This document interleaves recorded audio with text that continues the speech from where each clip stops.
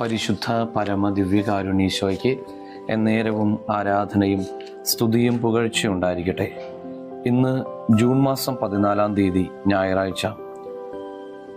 പുതിയൊരു പ്രഭാതം നൽകിയ നല്ല തമ്പുരാന് നന്ദി പറഞ്ഞ് പ്രാർത്ഥിക്കാം.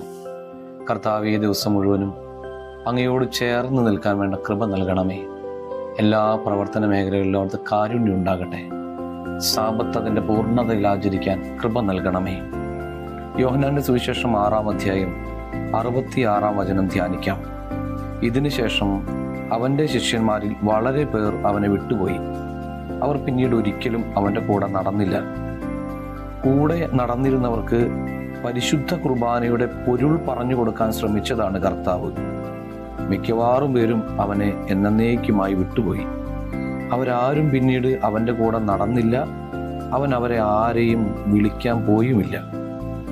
പരിശുദ്ധ കുർബാനയുടെ ആഴം കണ്ടെത്താനാകുന്നവർക്ക് അതിൽ നിന്നും അകലാൻ കഴിയില്ല.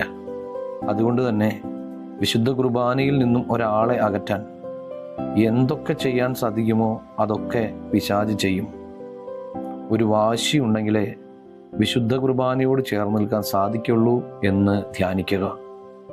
കർത്താവേ, ദിവ്യകാരുണ്യ സംരക്ഷണത്തിൽ നിന്നും ഒരിക്കലും അകന്നു പോകാൻ ഞങ്ങൾക്ക് ഇടവരുത്തല്ലേ എന്ന് നമുക്കത് പ്രാർത്ഥിക്കാം.